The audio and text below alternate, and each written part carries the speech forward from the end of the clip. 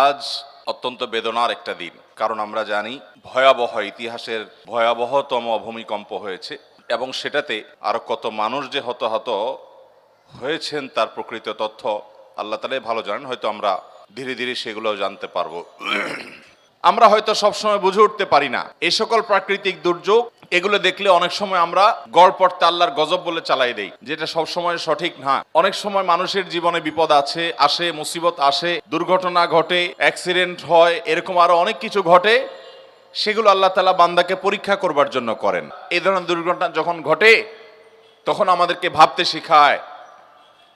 না ঘুমানোর নিয়ত করে যখন রাত 2টা 3টা সকাল 7টা 8টা 9টা 10টা অ্যালার্ম দিয়ে ঘুমায়, ফজরের নামাজ পড়ার নিয়ত নাই ঘুমের সময়, সে নিয়ত করেই শুইতেছেন আপনি, মোবাইলের ভিতরে অ্যালার্ম সেট করলেন 10টায় 11টায় 9টায় 7টা 8টায় উঠবেন, অফিসে যাবেন, কাজে কামে বের হবেন।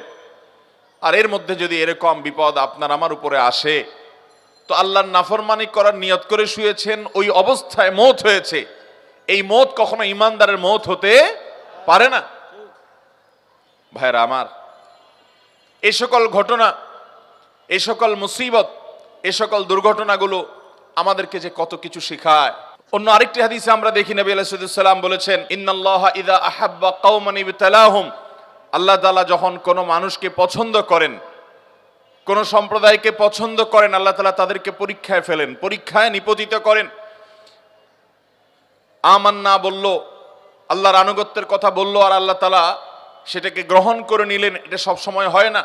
বরং আল্লাহ তাআলা অনেক সময় হ্যামার করেন, প্রেসার দেন, এবং আল্লাহ তাআলা সবকিছুই জানেন, আল্লাহর পরীক্ষা করার কিছু নেই।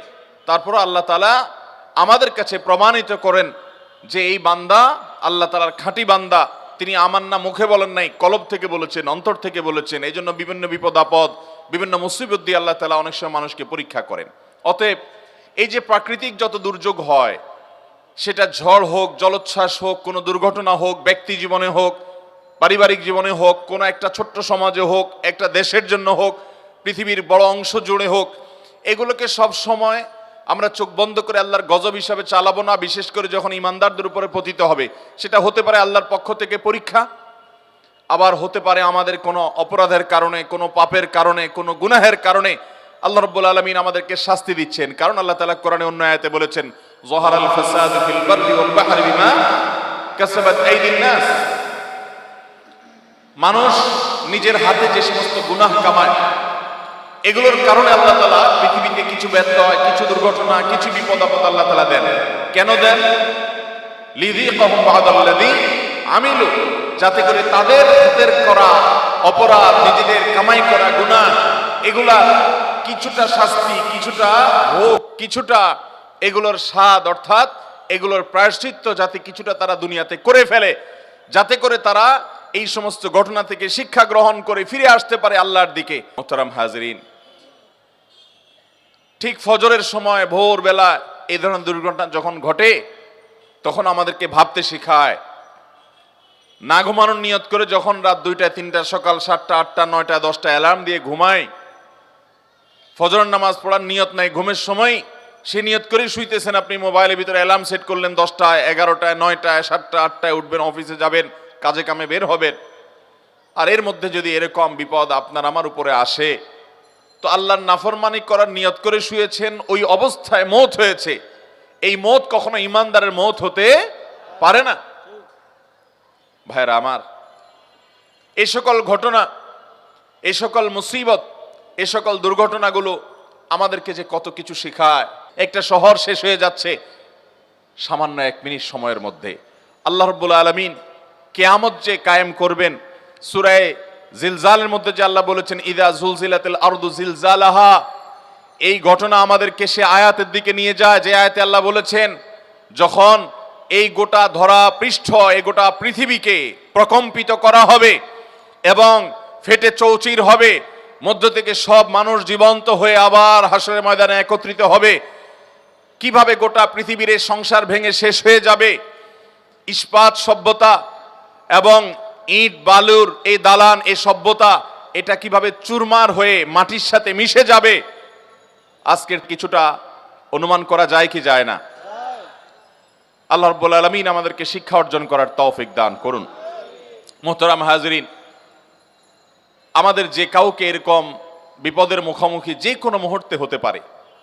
অতএব ইমানদার সবসময় প্রস্তুত থাকবে যে আল্লাহ রাব্বুল আলামিন আমাকে যদি কখনো যে কোনো মুহূর্তে নিয়ে যান, যে কোনো মুহূর্তে নিতে পারেন, আমি যেন ইমানদার অবস্থায়, আমি যেন তওবাকারী অবস্থায়, আমি যেন মুত্তাকি অবস্থায় যেতে পারি। আল্লাহ আমাদের সবাইকে সেই তৌফিক দান করুন। ভাইরা আমার, এই ধরনের ঘটনা প্রায় ঘটে পৃথিবীতে, বড় বড় দুর্ঘটনাগুলো, কিন্তু আমরা কিছুদিন সেগুলো নিয়ে আলোচনা করি, আবার আমরা যে সে আগের জায়গায় ফিরে চলে যাই। অথচ এগুলো থেকে আমাদের শিক্ষা গ্রহণ করার কথা। বিশেষ করে ভূমিকম্প নিয়ে এবং এই জাতীয় আরো অনেক প্রাকৃতিক বড় বড় ঘটনাগুলো ঘটে, যেগুলোকে আমাদের আজকের প্রজন্ম, আজকের দুনিয়া ওইটাকে রীতিমতো এনজয় করার চেষ্টা করে। ফেরাউন আল্লাহ তাআলা তার ভিতরে কিছু অলৌকিকত্ব দিয়েছিল, কিছু পাওয়ার দিয়েছিল, সেও মনে করেছিল যে আমাকে আর ঠেকায় কে। ঈমান আনে নাই আল্লাহর নবীর প্রতি, ঈমান আনে নাই আল্লাহর দাওয়াতকে, আল্লাহর নবীর দাওয়াতকে গ্রহণ করে নাই।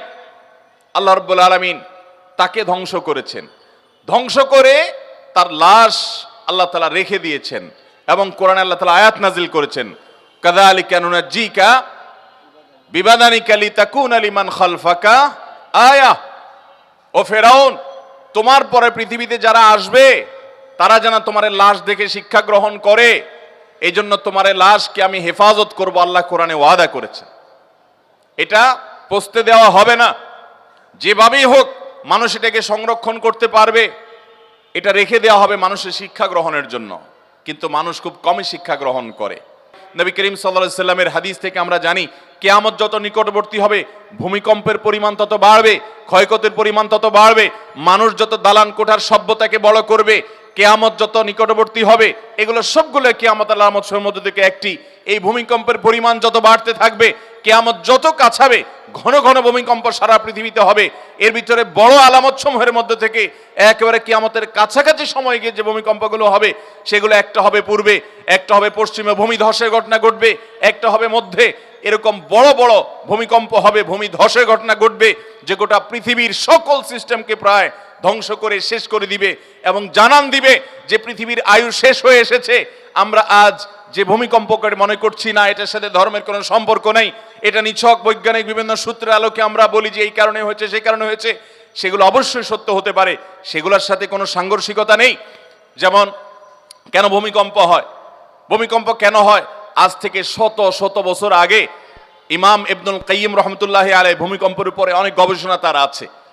সেই গবেষণাগুলো পড়লে আমরা অবাক হয়ে যাব যে এত বছর আগে ইসলামের ইতিহাসের একজন বড় ইমাম, অনেক উঁচু মাপের একজন গবেষক, কিভাবে তিনি গবেষণা করে এই সমস্ত কারণগুলো আবিষ্কার করেছেন। আমি নিজে ইবনুল কাইয়িম রাহমাতুল্লাহি আলাইহি এর এই সম্পর্কে গবেষণা পড়ে সমসাময়িক বিজ্ঞানীরা আজকের যে সায়েন্স এবং বিজ্ঞান ভূমিকম্পের যে কারণ দর্শায়, এটার কারণ যেগুলোকে ব্যাখ্যা করে, উল্লেখ করে, সেগুলোর সাথে মিলালে দেখি অবিকল মিলে যায়, অবাক করা বিষয়। সে তখন তিনি গবেষণা করে গেছেন এরকম বাহ্যিক কারণ থাকতেই পারে। পৃথিবীর ভূপৃষ্ঠের নিচের গ্যাস যখন কমে যায়, সেটা ভূমি ফাটলের মাধ্যমে হোক, আগ্নেয়গিরির মাধ্যমে হোক, প্রস্তর পড়ে যখন নানান কারণে পৃথিবীর এই নিচে দেশে তলদেশে ফাঁকার সৃষ্টি হয়, সেটার কারণে জমিন দেবে যায়, ভূমিকম্প হয়, এরকম নানান বিষয় বৈজ্ঞানিক গবেষণা উঠে এসেছে। এগুলোর সাথে কোন হাদিসে কোনো ইসলামের দৃষ্টি হলো, কোরআন এবং হাদিসের দৃষ্টি হলো আরো পেছনে। যেই কারণেই হোক না কেন, ওই কারণের পরের কারণ, তারও পরের কারণ, তারও পরের কারণ, যেগুলো সেগুলো বিজ্ঞান আর বলতে পারবে না। একজন ইমানদার বলতে পারবে আল্লাহর হুকুম হয়েছে, সৃষ্টি জগতের মালিকের ফয়সালা হয়েছে, তাই হয়েছে। অতএব আমরা অনেক কারণ বলতে পারবো। এখন যদি বলা হয় যে গ্যাস কেন বের হয়ে আসলো ফাটল দিয়ে, আগ্নেয়গিরি দিয়ে, এটার বিকল্প কেন থাকলো না? জলোচ্ছ্বাস হলো, ঘূর্ণিঝড় হলো, নিম্নচাপ তৈরি হলো, কেন নিম্নচাপ তৈরি হলো সাগরে, তার কারণ কি? আপনি কারণ ব্যাখ্যা করলেন, সেই কারণের আবার কারণ কি? এই মুহূর্তেই বা কেন হলো, এখানেই বা কেন হলো? এগুলোর ব্যাখ্যা আপনি বলতে পারবেন না, কিন্তু ইমানদার বলতে পারবে।